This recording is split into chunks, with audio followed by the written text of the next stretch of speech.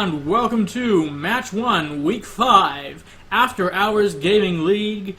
This is the BlackBerry versus Microsoft match. And we're just loading up the game now between Krighton and ForestRunner. This will be a PvP. I am looking forward to some exciting one-base play. I just love any match where you win the game without having to bother building one of those nexuses. They're so slow, they're so expensive. They do pack quite a punch, though. So maybe that's why we've seen more nexuses out of players recently. It's just the biggest cannon in the game. Poor Charons, they had their planetary fortress, they had their siege tank, and all of that ruined by one Protoss invention. And we're in game, and ForestRunner messes up already on the manor. Good luck, fun have. But, no, they're back into it. Everything is fine. We have spawning in the top left-hand corner on Habitation Station for Team Microsoft. Red Protoss, it is ForestRunner. And on the other side, the right top spawn, the blue Protoss for Team BlackBerry. It is Krighton. And there's the BlackBerry. Beautiful clan decal. It was wonderful. Last week we had a matchup where we were evenly matched in decals. But no, Microsoft, no decal. I would have been happy if they just had a picture of something that was really small or something that was really soft, and then they let you just apply the other half of their name with your imagination. But no. No, they're doing it plain. They're old school. And that's okay. Not quite the exciting mirror matchup so far. Not much going on here.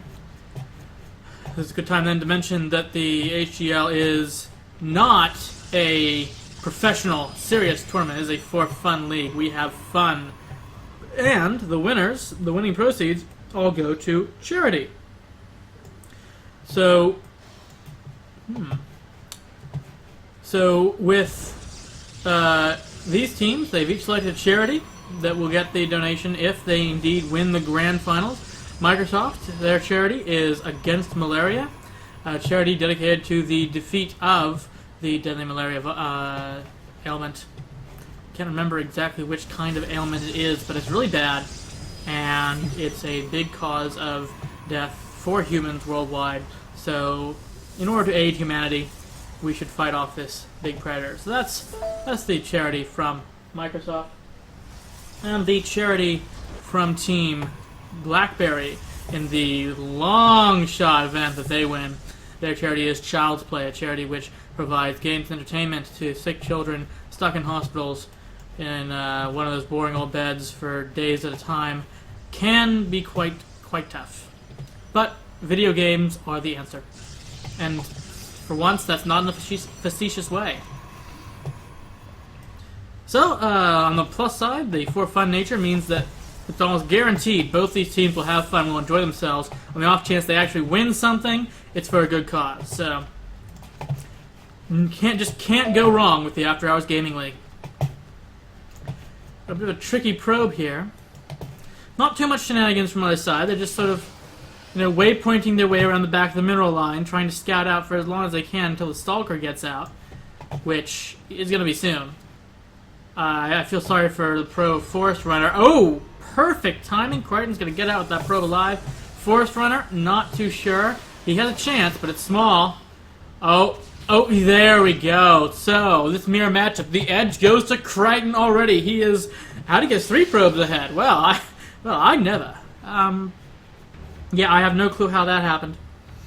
Identical except for 2 probes ahead by Krighton, and I only have the explanation for 1. Yeah, I guess that means it's going to snowball into a Krighton victory, but let's see how he takes it to the end. There are so many options. Some of them involve multiple bases, but not all.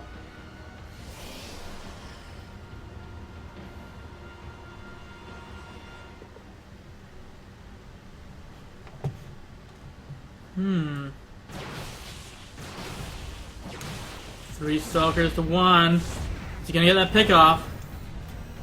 I don't think so. Close. Oh, he's gonna get the Mothership Core.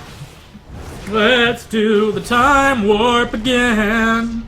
It's just a jump to the left. And then a step to the right. Quick step to the left, faster. Poor stalkers. 11, okay. Just lost the militia core, which is terrible. Because you kind of rely on that for defense. Krighton not going to continue, though. That was a very nice pickoff. He's got militia core energy advantage. He's ahead of Stalker. No forward pylon, though. He won't be able to all in this one. But it will scare ForestRunner quite a bit. And of course, you can always just recall. But he might want to get to that soon. Oh. Pick off and probes? No? No, not going for it. ForestRunner's on the back foot. And his gas probes have been reutilized. Oh dear. That was just 10 gas damage direct that Krighton dealt there. Massive. Now we got the robotics facility, gateway, looking like conservative one-base play from ForestRunner for that expand. With that early advantage, of course, Krighton's getting his expand earlier. Nice, solid play. Until I see the Oracle, and then I'm back to grinning again, because, yay, this will be...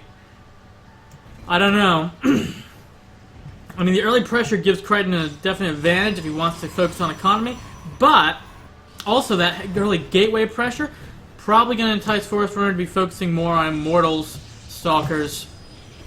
We'll see. The Oracle has a chance. It'd be really nice if he kept his army at the front to pressure and keep those Stalkers forward, though. Oh, they're moving forward anyways. Then the Observer sees the Oracle, and the reaction time is measured in probes. Okay! Great job by Krighton. He's in there, he's dealing damage, and then he gets out taking practically only shield damage. Yeah. Great pickoff. Worker count again, favoring Krighton significantly. And what's this? Another Oracle. That's pushing it, but hey, he's ahead. He can do what he likes. Let's see. Strong gateway advantage 2. And getting up to the robotics facility. Very safe, despite all this extra Oracle stuff thrown in. And still ahead on the probes. Still keeping up those probes. Getting some nice solid play. And in a way, this almost looks like the borders were accurate. The Krighton had a shinier border than ForestRunner. And we're kind of seeing that through just sort of slightly more stronger play. Just more skilled in the fundamentals. Getting that probe count up. Keeping his probe scout alive. Running in there and shooting up probes for no reason. Interesting choice. Interesting. Still, he got probes. He got out with no damage. And he scouted Immortals. So, you know, I still think big advantage for Krighton. He just needs to make sure he has something against Immortals in case that Immortal Sentry push comes in. I know it's not as scary for Protoss as it is for Zerg. But yeah, I have lost PvPs because I disrespected the Immortals. And I was off-raising. And I cheesed pretty heavily at the start of that game. But I still am certain it was the Immortals. Interesting. Very, very defensive here with the Zealots. I suspect that's just worried about some sort of drop. Robotics facility is all he needs for the drop. Forge. Is he getting late upgrades, or is he now living in fear of Oracles? Constant fear. Supply plummeting forward for Krighton. And those Zealots should be able to tank the Immortal. He's getting Immortals of his own. Immortal Void Ray. Very good supporting units. And he has a much bigger gateway ball, too. Can do everything except get through the force fields on that ramp. Ooh. Good game sense. That still is undefended. Just pick off a bunch of probes. Could get more. Of course, the Stalkers in the mineral line. Very good defense. Actually get one of those Oracles. I think the time for Oracle Harass. I think that's getting to end. Ooh. And a good scout there, too. So, yeah. The harassment phase is kind of over with Krighton having the lead of 16 workers killed and 13 probes up. I'm going to say that concludes our successful harassment phase. In the meantime, ForestRunner, you can tell he's still paranoid. Those Stalkers, probes just walking right through them. Still building Immortals. You know, gathers up all his army. He should be able to hold that ramp, but Will we see 3 base PvP? Well, not exactly my favorite, but it happens. All he needs is an Archon to battle down the force fields, and I think Krighton could take this. Or Colossus, actually. Colossus might be more in line with his current tech path. But we're not saying too much in terms of additional teching from Krighton. God, if that Scantipede blocked the placement of the Nexus, that would be so annoying. No. Continuing to poke in with that Oracle. Kind of a low percentage scenario by now. I would bring it back to the army and let it charge up for some Envision and Revelation. And just those extra general abilities that help turn the tide in your favor, because your opponent goes, oh crap, he's using Revelation, he must be really, really good. No one at my level uses that spell. Maybe we're past the mind games point.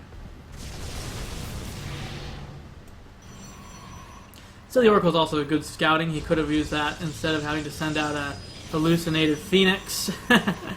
If sentries are destroying the Phoenix, you know that it's a hallucinated one. Remember, they take extra damage. Smart. Ooh. Interesting attempt. Didn't quite distract enough to get the Oracle in there. Didn't quite cover enough of the base to count as a scout. Some big tech switch. Totally not happening, but maybe it is. Colossus coming out with Thermal Lance. We've got a very powerful Robo army from ForestRunner. I don't know how much I like that. The Void Ray count is now up to 4. If anything destroys robots, it's Void Rays. And logical paradoxes.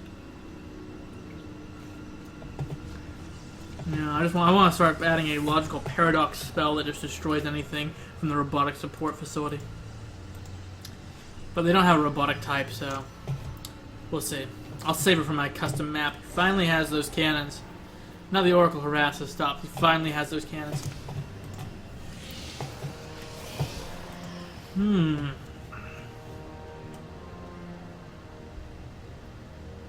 Revelation. I like it. You're not going to move that army out without being spotted.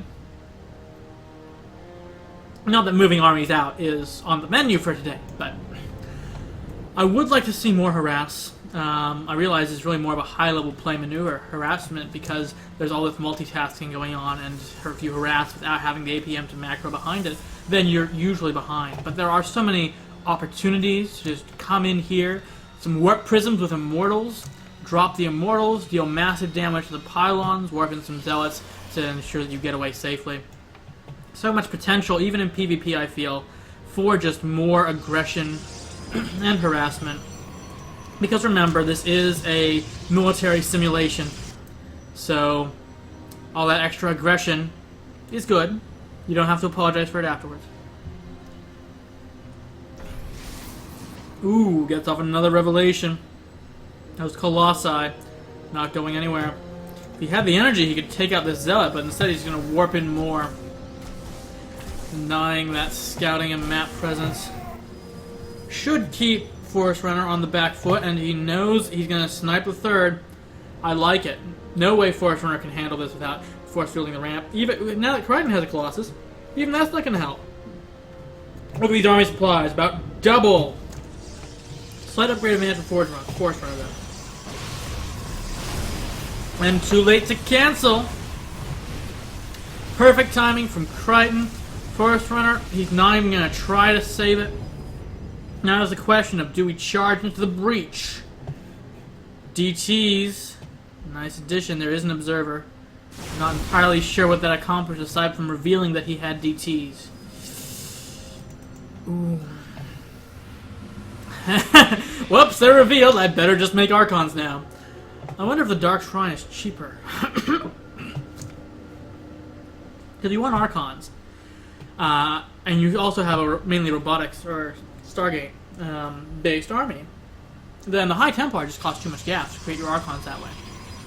Dark Templar, just for the Archons, makes sense in that case because the Dark Templar costs 25 gas less each. Maybe I should rethink that. But the Templar Archives is probably more expensive too. Here we go. Not allowed to get that third up. Oh, and he's going for it. Is this the big fight?